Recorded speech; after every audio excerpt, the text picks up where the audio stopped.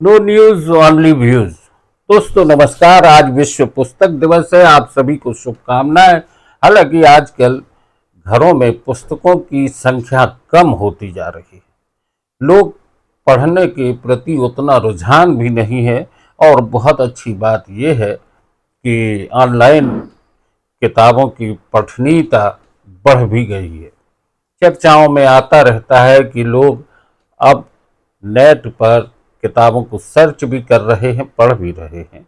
लेकिन वो जो किताबों के स्पर्श की बात आती है, जो पन्नों को पलटने की स्मृतियां बनी रहती हैं, वो कहीं ना कहीं खो गई हैं।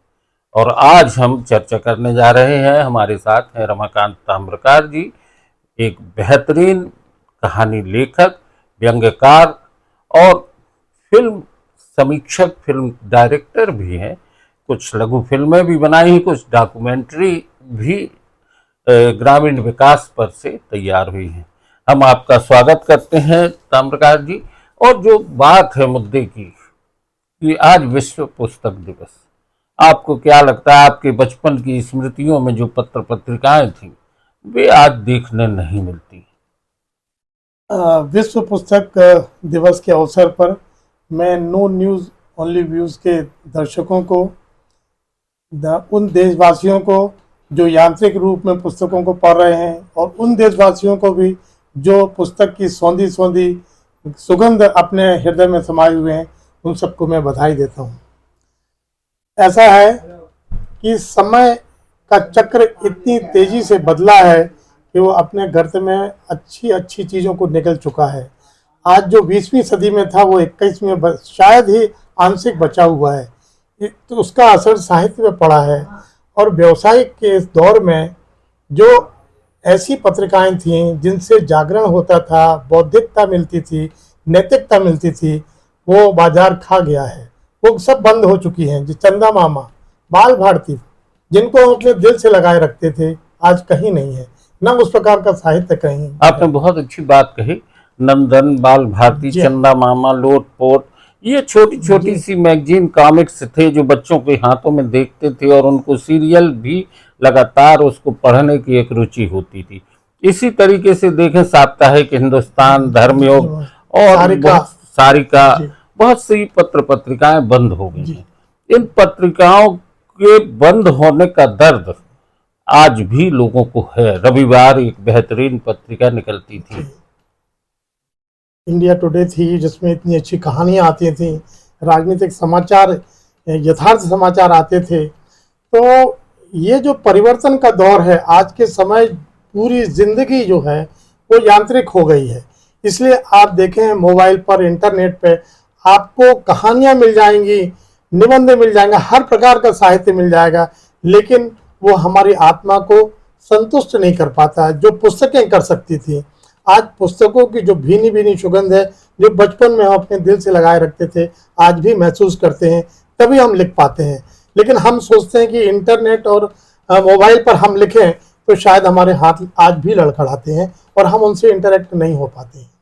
ये बात बहुत सही है। एक लेखक अपने पेन, कलम और कागज पर जब बैठ के लिखने की कोशिश करता है तो धारा प्रवाह, एक पूरा वैचारिक प्रवाह उसके साथ दौड़ने लगता है। लेकिन एक लैपटॉप पर, कंप्यूटर पर या मोबाइल पर लिखने में कहीं ना कहीं वो अनुभूतियाँ, वो संवेदनशीलता प्रभावित होती है।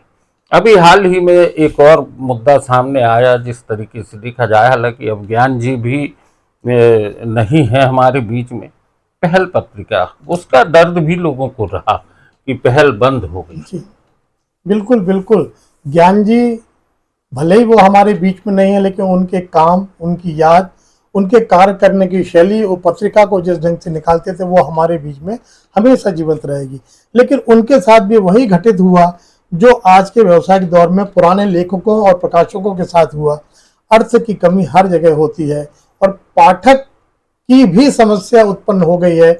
आज पाठक उतने नहीं हैं जितने कि पहले हुआ करते थे। पहले किताबों का इंतजार हुआ करता था कि फला लेखक की किताब कब आ रही है और मुझे कब पढ़ने मिले।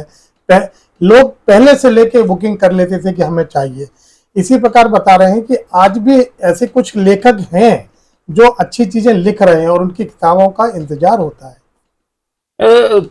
रमाकांत जी, एक और मुद्दा आता है। इस समय जो कुछ लिखा जा रहा है उस पर अगर बात करें तो क्या लगता है आपको कि वो सामयिक है, या आने वाले समय के लिए भी कुछ ऐसा लिखा जा रहा है जिस पे कि हम चर्चा करें? जैसे मुंशी प्रेमचंद पे बात आती है, गोदान है, कफन है, और तमाम उनके उपन्यासों पे चर्चा होती रहती है। हरिशंकर परसाई जी के व्यंगों की बात होती है, और हम हिंदी साहित्य के ही क्षेत्र में बात कर जी रहे हैं। तो आज ऐसा कोई लेखन सामने नहीं आता जी कि जिसको लेके सामयिक तौर पर हमारे समाज में, राजनीति में सीधा चोट करती हो। उसका सबसे बड़ा कारण है, मुझे ये समझ में आता है, आज लेखक जो है वो एक तो बहुत डरा हुआ है और दूसरा बहुत प्रोफेशनल हो गया है। जहां उसको लगता है कि यहाँ मुझे कुछ मिल सकता है, सिद्ध हो सकता है, वह उस प्रकार का लेखन करने लगता है, बाजार के हिसाब से लेखन करने लगता है। लेकिन इस यांत्रिक समय में जो लेखन हो रहा है वो यादगार लेखन नहीं हो रहा है कि हम उसको, जैसे मुंशी प्रेमचंद जी की कहानी आज भी लोगों की जुबान पर है, सिर्फ इसलिए है ना कि वो दिल के करीब थी, वो समाज के करीब थी, वो लोगों के जहन में थी। लेकिन आज कोई भी कहानी हो, निबंध हो, उपन्यास हो, यहाँ तक कि फिल्म भी लोगों के दिल और दिमाग पे छाती नहीं है, और जो छाती है वो ठड़क छाती है, आगे तक उसका लंबा दौर नहीं होता, कालजयी नहीं हो रही चीजें आज की डेट में। दोस्तों, ये एक बड़ी चीज है कि बाजार जो है वो प्रभावित कर रहा है, लेकिन बाजार से डरने की जरूरत नहीं है। मुद्दा ये है कि एक लेखक उतने तरीके से, जैसे कि कोई प्रोडक्ट जिस तरीके से एक कारपोरेट सेक्टर के भीतर कोई एक छोटा सा भी प्रोडक्ट है उसके विज्ञापन हो जाते हैं, ऐसे किताबों के लिए इस तरह के बाजार की ज़रूरत है, इस तरह की मार्केटिंग की भी ज़रूरत है, ताकि एक साहित्यकार, एक कथाकार, एक कवि, एक शायर, उसकी किताबों के लिए लोग दौड़ पड़े। अभी बीच में देखें तो हैरी पॉटर की जो बुक्स है वो काफ़ी लोगों ने पसंद की थी, जी दौड़ भी पड़े, लोगों ने उसकी कई प्रतियां भी प्रकाशित हुई। संभावनाएं बहुत हैं, लेकिन बाजार जो है उसका सामना करने के लिए एक साहस की जरूरत है। मैं यहाँ आपको टोकना चाहूँगा। अभी मेरे पास 2-3 किताबें समीक्षा हेतु आई हैं। मैं आपको बताऊं कि एक किताब मेरे पास साउथ इंडिया से आई हुई है, तेलंगाना से। वहाँ पे डॉक्टर सुरेश कुमार मिश्र जी हैं, डॉक्टर सुरेश कुमार मिश्र उर्पत जी। इन्होंने यादों में गौरैया एक व्यंग्य उपन्यास लिखा है। ये बहुत सशक्त उपन्यास है उनका ये, और ऐसा लगा कि जैसे राग दरबारी है, और भोपाल के जो श्री मलय जी, मैं नाम भूल रहा हूँ थोड़ा सा, भोपाल से भी एक किताब ऐसी आई है व्यंग्य पर उपन्यास। उसी क्रम में ये यादों में गौरैया इनकी आई है, और बड़ी अच्छी किताब है। ऐसा लगता है कि मतलब साहित्य अपनी जड़ों पे लौट रहा है अगर ऐसी किताब मार्केट में आने लगे तो। जैसे एक ये चंद्रभान राही की है, जिसमें स्त्री विमर्श इस ढंग से किया गया है कि बिल्कुल दिल के नजदीक तक जाती है।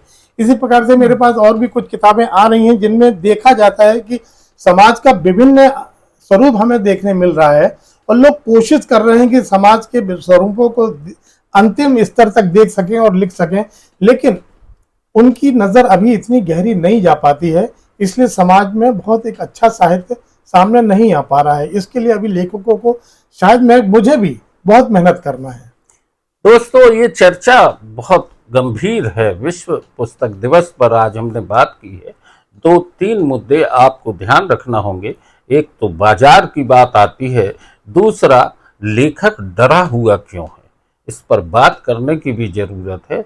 और क्या बाजार के अलावा लेखक की आर्थिक स्थितियों पर लेखक कहीं न कहीं कमजोर है, प्रकाशकों की स्थितियों पर भी बात होना चाहिए। आज की चर्चा यहीं तक। रमाकांत जी, आपने चर्चा की नो न्यूज़ ऑनली व्यूज से। एक बार फिर आपको बहुत बहुत बधाई, शुभकामना, और विश्व पुस्तक दिवस की बहुत शुभकामनाएं। आप सबको भी बहुत बहुत शुभकामनाएं। पढ़ें, बढ़ें, यही एक संदेश है।